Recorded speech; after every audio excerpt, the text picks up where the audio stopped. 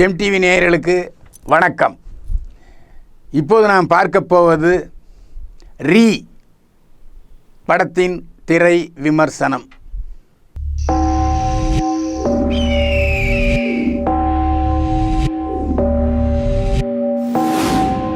டில்யூஷனுங்கிறது சரியாக பார்க்குற ஒரு விஷயத்தை எந்த ஒரு ஆதாரமும் இல்லாமல் தவறான நம்பிக்கை குற்ற உணர்ச்சியால் ஏற்படுறது.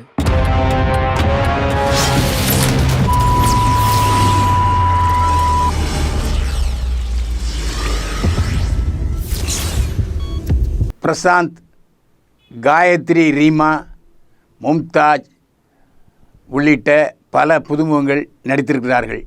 சுந்தர வடிவேல் கதை, திரைக்கதை, வசனம் எழுதி இயக்கியிருக்கிறார். ரிஷி இசையமைத்திருக்கிறார். தினேஷ் சீனிவாஸ் ஒளிப்பதிவு செய்திருக்கிறார்.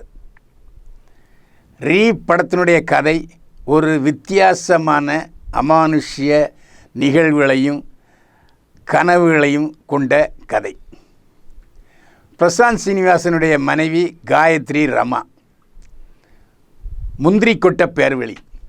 முந்திரி கொட்ட பேர்வழின்னா, நாம் நமது வீடு, நமது புருஷன், நமது குழந்தைகள் என்று இருந்தால் எந்த ஹவுஸ் ஒய்ஃபுக்கும் கணவன் மனைவிக்கும் பிரச்சனையே வராது.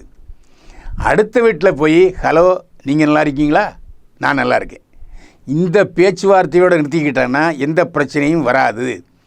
தேவையில்லாமல் அடுத்தவங்க வீட்டு பிரச்சனையில் மூக்க நுழைச்சோம்னா நிச்சயமாக நமக்கு பிரச்சனையை நாமே வேலை கொடுத்து வாங்குகிறோம்னு அர்த்தம்.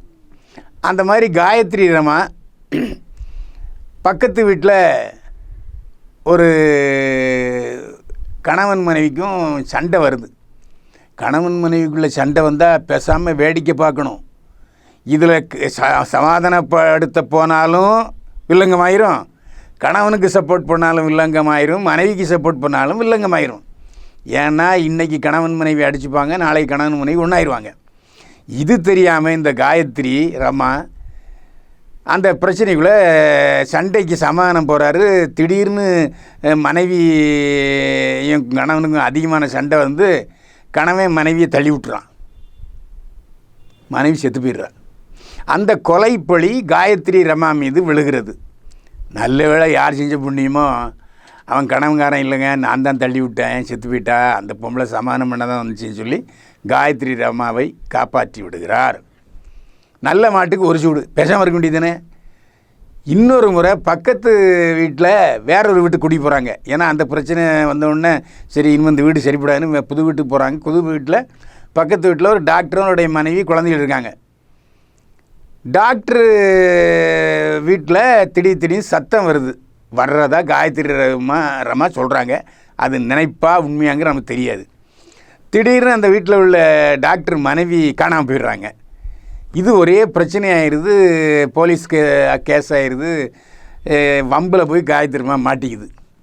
இந்த பிரச்சனைக்கு முடிவு என்ன அப்படிங்கிறது தான் கதை.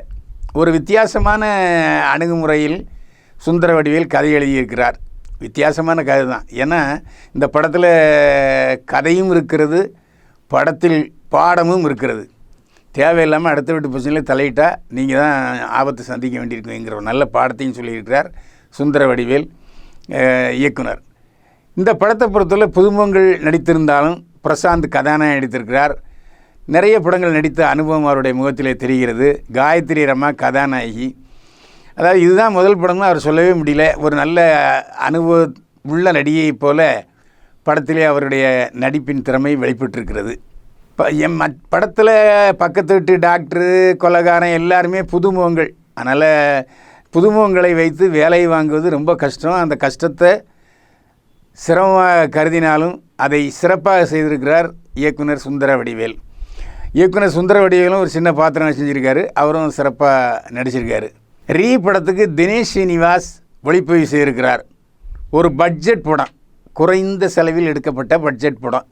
தினேஷ் சீனிவாஸ் அதற்கு நன்றாக ஒத்துழைத்து கம்ஃபர்டபுள் லைட்டிங்கில் பிரமாதமாக ஒரு கலை விருந்து படைத்திருக்கிறார் தினேஷ் சீனிவாஸ். ஒளிப்பதிவாளருக்கு நமது பாராட்டுக்கள். ஹரிஜி இசையமைத்திருக்கிறார். நிறைய கருவிகள் பயன்படுத்தவில்லை. ஆனாலும் பயன்படுத்தப்பட்ட கருவிகளை அருமையாக பயன்படுத்தி மெலோடி இசை போட்டிருக்கிறார் ஹரிஜி. ஒரு புதிய படத்தில் இத்தனை நல்ல மெட்டுக்களா என்று நம்மளை சிந்திக்க வைத்திருக்கிறார் ஹரிஜி. இந்த படத்தினுடைய இயக்குனர் சுந்தரவடிவேல் வெளிநாட்டிலே ஐடி கம்பெனியில் வேலை பார்த்து லட்சக்கணக்கில் மாதத்தில் சம்பாதிச்சு ஒரு 70 லட்ச ரூபாயை சென்னைக்கு எடுத்து வந்து தன்னுடைய லட்சியமான சினிமாவை இயக்கி தயாரித்திருக்கிறார். இந்த மாதிரி புதிய கதைக்களத்தோடு வருகிற புதிய இயக்குனர்களை பாராட்ட வேண்டியது, வரவேற்க வேண்டியது நம்முடைய கடமை. அவர்கிட்ட கேட்கும்போது எங்க ரீன்னு பேர் வச்சுருக்கீங்களே, ரீஎன்ட்ரியா என்னன்னு கேட்டது இல்லை சார், கதாநாயகி பேர் ரீமா, அதனால் நான் ரீ என்று சுருக்கி வைத்து கொண்டேன் என்ன சொன்னார். ஏங்க 2 எழுத்து தானேங்க, ரீமானாலாவது புரியுமே, ரீன்னா புரியுமா தலைப்பு அப்படின்னு கேட்டதுக்கு புதுமையாக இருக்கட்டும்னு வச்சேன் சார்னு சொன்னார். அந்த அளவுக்கு புதுமை விரும்பி சுந்தரவடிவேல். இந்த படம் மோசமான படம் என்று சொல்லவே முடியாது.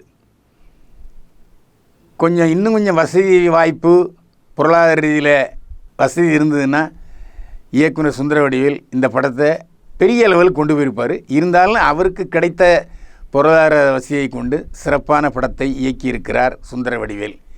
ரீ ஒரு முறை கண்டிப்பாக தியேட்டரில் போய் பார்க்கலாம்.